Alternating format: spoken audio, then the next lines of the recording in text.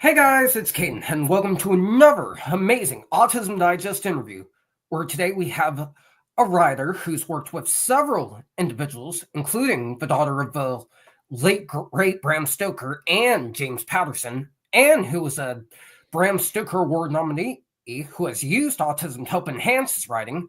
Let's welcome JD Barker. Thanks for coming on, JD. Hey, thanks for having me. I appreciate it. All right, my first question for you is, for those of you who don't know you, what's your story? Wow. Well, that's a loaded question. I'm basically an overnight success that took 30 years to come around. In today's world, I'm a New York Times bestseller. I just hit the list again at #2 with a book I co-authored with James Patterson called The Writer. And I've been working as a full-time author for 10 years now, as of November. Um, but I mean, dating back, this is an autism podcast. So I was born in the 70s, at a time basically where they didn't look for that sort of thing. They didn't diagnose anybody. I was kind of the weird kid they just, put off in the corner. And that's, essentially my entire, school career, elementary school, high school, growing up. I knew I was different. I wasn't quite sure why.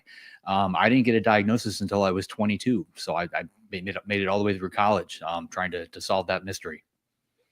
Well, I was the same way, and I'm around that age, 20, 21, 22, so that's definitely inspiring. With that said, how do you think your autism has helped you in your writing career? I know for me personally, it helps me come up with various ideas for stories and articles. Does it help you in that way, or how does it help you?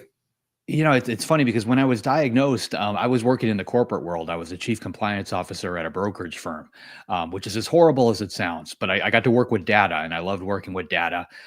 Problem was when I found a problem, I was essentially in charge of making sure every trade that we did through the firm adhered to rules and regulations, SEC, FINRA, those types of things.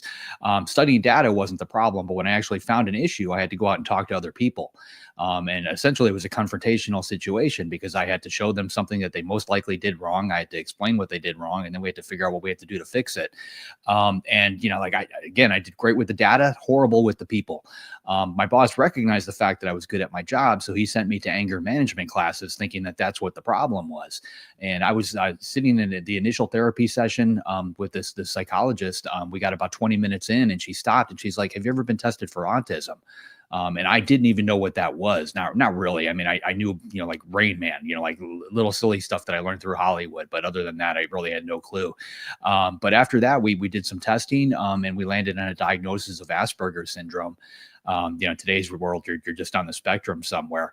But it answered a lot of questions for me because, I learned, there were certain things that I was able to do, in a lot of cases, things I could do a lot better than other people. But there were other things that I was horrible at, like social situations or interactions. I had always been writing. It was one of those things that, my parents told me at an early age, writing is a fantastic hobby, but you can't make a living at it. You have to get a real job, which is how I ended up in the corporate world. But I would come home and I would write at night. And essentially, I worked for other people. I worked as what's called a book doctor and a ghostwriter. So people would hire me. They'd have a manuscript that was, halfway done, 70% done, that just needed some work. And they'd bring in me as a hired gun to fix it and get it ready for publication. And I learned a couple of things. I did a lot of memoirs for a lot of famous people. I would sit down and I would interview them, transcribe those interviews, and then I'd have to write a biography or a memoir in first person in their voice. And I was able to do that. I could get into their head and I could replicate their voice on paper to the point where it sounded exactly like them. And I was able to do that with the written word too. If somebody put a text in front of me written by somebody else, I could pick up on the patterns that were there, the vocal cadence, the writing style, the pacing, vocabulary, and I could duplicate that and I could continue that story in their voice.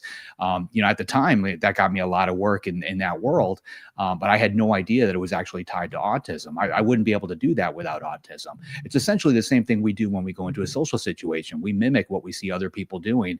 I was mimicking people on paper. That's a really nice way to put it. With anything, we pretty much mimic what we see, and it makes it easier for people like us to do certain tasks and make sure they're of quality. Uh, the next question I have for you is, what was it like working with James Patterson when the top true crime authors in the country. Oh, working with Jim is a lot of fun. So he read a copy of my second book. It was called The Fourth Monkey. It was about a serial killer in Chicago. It was published by HMH, which is part of HarperCollins. One of the things they do with any big book coming out, they send copies off to all the big name authors, just hoping to get that one sentence on the back, that they can use to market the book. And he read it and he liked it enough to pick up the phone and ask me if I wanted to work with them. That was, I'd have to check out, I guess, at least 7-8 years or so ago at this point, where we just started book number 6 together. So, initially we thought it was going to be one book, and now we're 6 in. Our latest one is called The Writer. It just came out in March, debuted on the New York Times list at number 2. We're having a lot of fun. He's a fantastic guy to work with. He's teaching me a ton, not only on the writing side, the craft side, but also the business of being an author. So that experience has been priceless. Yeah, I bet. And I see back there you have a book called Something Keep Upstairs. Yeah, it's called Something I Keep Upstairs. That's my next solo title. It comes out on May 13th. It's a haunted house story, but the tagline for the book is, "For a haunted house to be born, somebody has to die." So you know where they're going, but it's all about the journey. Yeah, that's definitely an amazing concept, and we'll be on the lookout for it. My last question for you is, what's your advice for anyone, neurodivergent or not, who wants to go into the writing industry? You have to read a lot. I've never had any formal training as an author, other than what we get in school. But I've read from a very early age. I was reading by the time I turned 3. By the time I got into kindergarten, I had read all the Hardy Boys and Nancy Drews, and I'd moved on to Charles Dickens and stuff like that. I've been reading my entire life, and I think because of that, just like with anything else in my world, I look for patterns. So when I read a book, I see the pattern in the structure, which is essentially a 3-act structure. If you were to actually study it, but I've never been taught that. But I've read it enough where I recognize that pattern. So when I'm writing a book, I understand, where twist needs to happen here, the climax needs to start here. And if I don't hit those benchmarks, it feels like I almost missed a turn on a highway going to some destination on a road trip. But for people that want to become an author, I think you have to read every single day, and I think you need to write every single day. Writing is very much like going to the gym. You have to develop that writer muscle. You have to exercise it every day, and if you do, it gets stronger. Yeah, that's a really nice way to put it.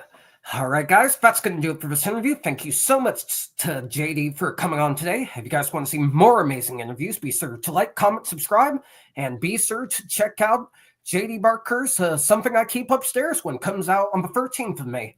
Thank you guys so much for watching, and we'll see you in the next one.